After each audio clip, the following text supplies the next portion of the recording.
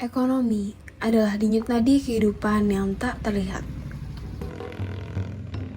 Seperti angin yang menghembuskan kehidupan pada dedaunan, ia menghubungkan mimpi-mimpi di langit dengan tanah yang dipijak.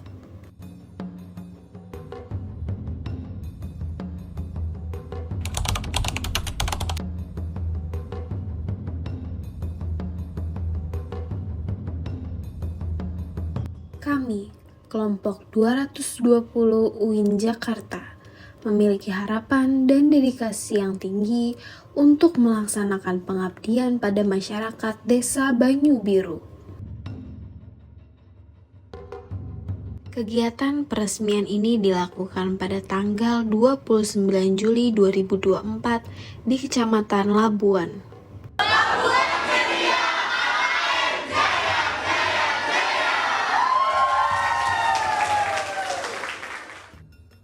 Lokasi kuliah kerja nyata kami biasa dikenal sebagai Desa Pengrajin Emping.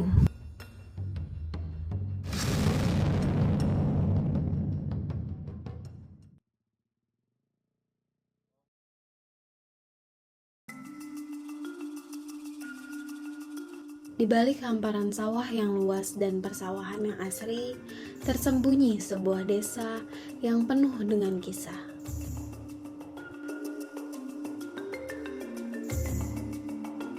Inilah Banyu Biru, sebuah desa di Pandeglang, Banten,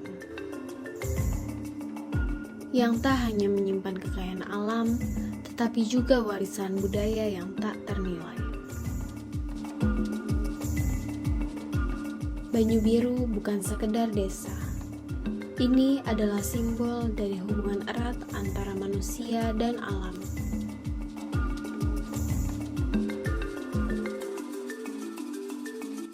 Di sini, setiap langkah adalah sejarah dan setiap tradisi adalah warisan.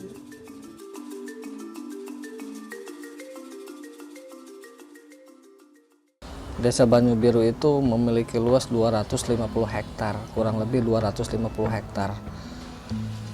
Kalau pemukiman itu kisaran 60 hektar pemukiman Bantar Panjang, 40 hektar Picung Bera, dan sekitar 15 hektar Pangbogoan.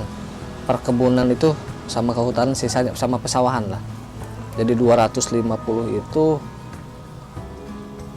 untuk pemukiman itu kurang lebih ada 60 hektar satu desa.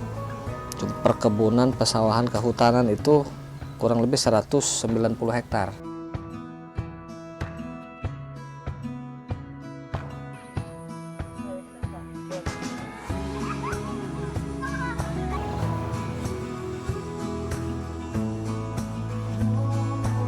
Kalau Banyu Biru memang bergelombang ya, bergelombang.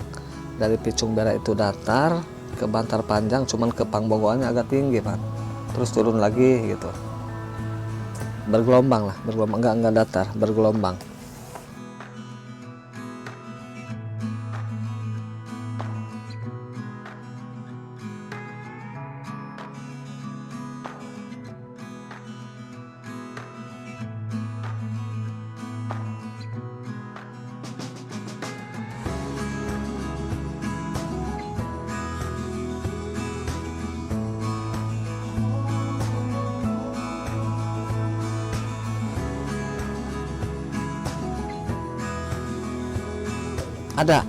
Ada pesawahan, ada pesawahan itu kalau di Banyu Biru namanya dangur ya. Dangur itu sebelah sana rata-rata itu campur sih, ada orang Picung Bera di pesawahan itu, ada orang Bantar Panjang juga, Pamagoan juga ada gitu. Bukan berarti karena dekat Picung Bera pesawahan itu punya orang Picung Bera aja, enggak gitu. Di sini nih, kalau sini kan namanya pentas ya, pesawahan pentas. Sama variatif, ada yang orang Labuan punya sawah di sini, ada orang sama-sama banyak lah. Dan satu lagi di Bojong mah yang area luas arah ke Pangolon itu. Itu paling besar itu, berapa 60 hektar lah kurang lebih. Terus yang di sana Cibuntu juga ada pesawahan. Itu yang punyanya sama relatif, ada dari mana-mana gitu.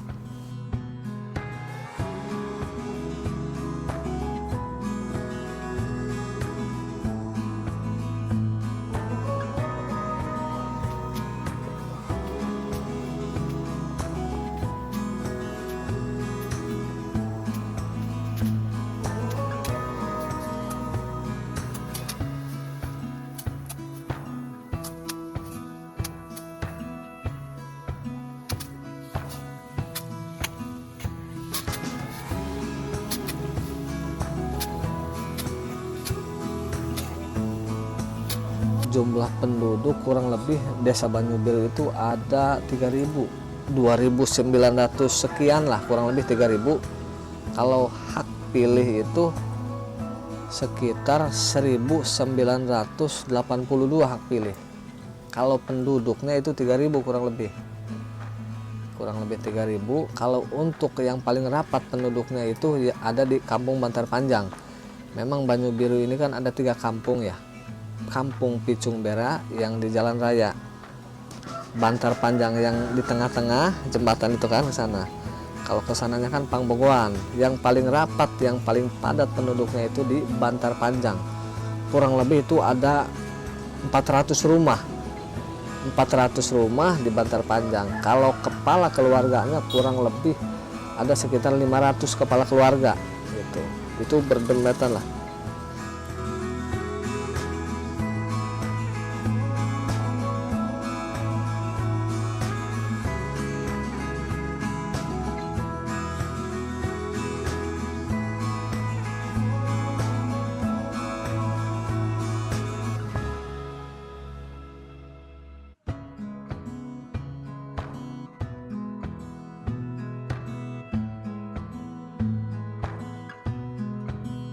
Peningkatan adalah, cuman memang nggak signifikan berapa, nggak, adalah 1, 2, 3 misalkan peningkatan.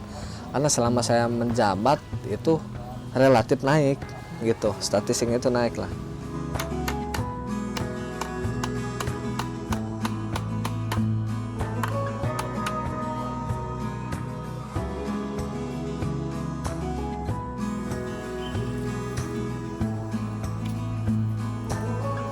Jadi memang bendungan itu kan dari pegunungan ya, dari pegunungan. Adanya lokasi bendungan itu di Desa Banyubiru, tepatnya di Kampung Bantar Panjang. Dia akan mengairi 4 desa, Banyubiru, Caringin, Banyumekar sama Teluk gitu. Kebetulan lokasinya ada di Desa Banyubiru bendungan itu. Itu dibangun pada tahun 1990, kurang lebih udah 34 tahun lah sampai sekarang.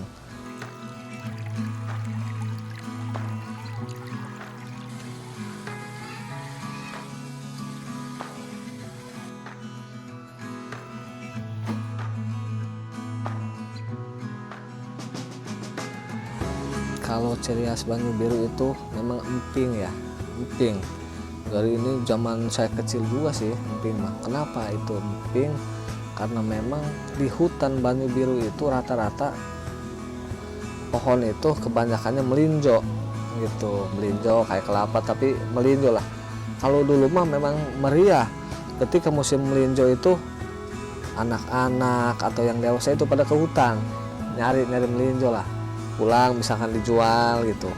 Itu sekarang mah itu empingnya itu bisa dijual ke tempat-tempat wisata kayak Penjarahan, kayak misalkan ke pantai. Itu biasanya setiap Sabtu Minggu lah. Desa Banyubiru, sebuah tempat di mana alam masih berbisik dengan tenang.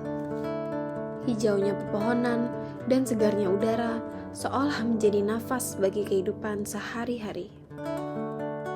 Tak hanya keelokan alam yang menyapa, namun ada ciri khas yang dihasilkan dari tangan-tangan terampil para ibu di desa ini.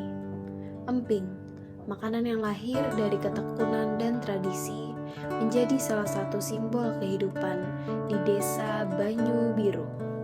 Jadi dulunya waktu belum gadis, kadang-kadang bantu-bantu nenek, kadang ibunya gitu. Jadi lama-lama kebiasaan, udah anjak remaja itu mandiri gitu, bikin usaha sendiri.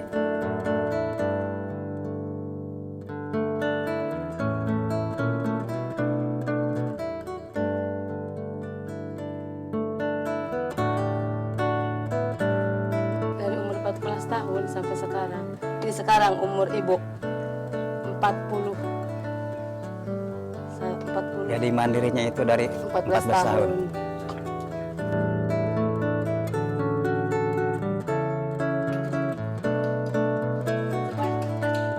Ya kalau membantunya, istilahnya membantu ekonomi keluarga. keluarga gitu, buat biaya sekolah gitu. gitu. Jadi buat kehidupan sehari-hari gitu.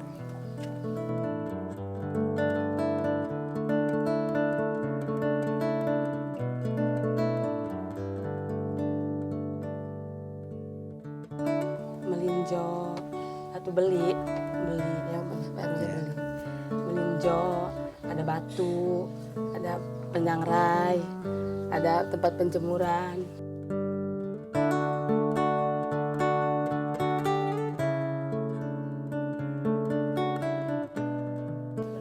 Dimasak dulu, Sangrai. disangrai, habis disangrai diangkat, dipeprek, baru diemping. Habis jadi emping, dijemur. Dimuat di tempatnya gitu, Ada sebelum dijemur tempatnya ada tuh, tempatnya. ada tempatnya. Jadi sebelum diambil dulu di batu, ditempatkan di tempat penjemurannya, baru dijemur. Dijemur, ada tempatnya. Dijemur setengah hari lah, 2 jam 3 jam diambil. Kering gitu.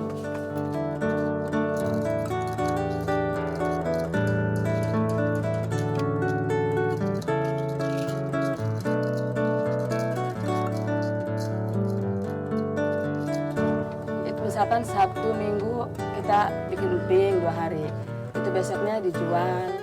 Gitu. Kalau di sini bukan kelompok kan, jadi sendiri-sendiri. Sendiri. Langsung ke bandar atau ke Bandar. pengepul. Gitu.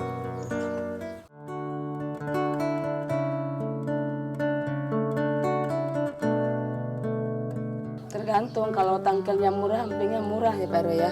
Ya. Bukan gitu, jadi tergantung meninjaunya. Kalau istilahnya meninjaunya murah, kadang-kadang pasar emping bagus di kota kami beli bagus juga. Bagus gitu. Kayak ini yang cengkamnya ini. Jadi kadang-kadang Pembelinya keuntungannya lumayan gitu. Tapi kalau lagi nggak ada meninjaunya, jadi kami masyarakatnya di kota susah, jadi penghasilan susah juga di sini. Jadi kecil istilahnya keuntungannya. Jadi cuma cukup buat makan cuma sehari-hari. Lumayan aja kita Kalau naik. buat simpan-simpan nggak ada. Nggak. Kalau pengrajin mah gitu.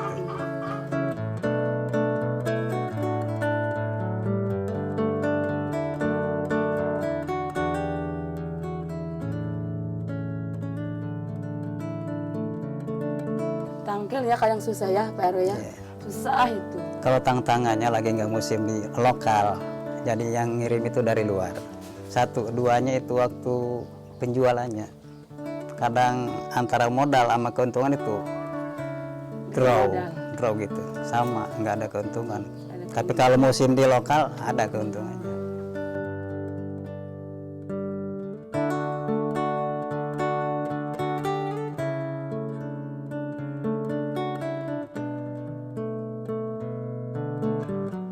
Cukup orang tua aja. Cukup orang tua aja kira-kira. Kira-kira. Walaupun turun temurun cukup orang tua. Kalau bisa gitu. Kalau yang nggak sekolah ya mungkin ngebantu orang tuanya. Kalau nggak sekolah pasti bikin emping. Pasti Nek. bikin emping itu. Pasti. Kalau nggak sekolah Kalau nggak sekolah mah pasti bikin diajarin emping. gitu. Di sini, kami tersadar bahwa emping bukanlah sekedar panganan biasa. Emping bukan hanya makanan, tetapi juga sebuah karya seni yang memancarkan jiwa tradisi, budaya, serta kebanggaan yang tak ternilai dari desa ini. Desa Banyu Biru dengan keistimewaan dan kesetiaan pada pembuatan emping mengajarkan kita tentang keabadian tradisi, penghormatan pada jerih payah, dan pemeliharaan warisan leluhur.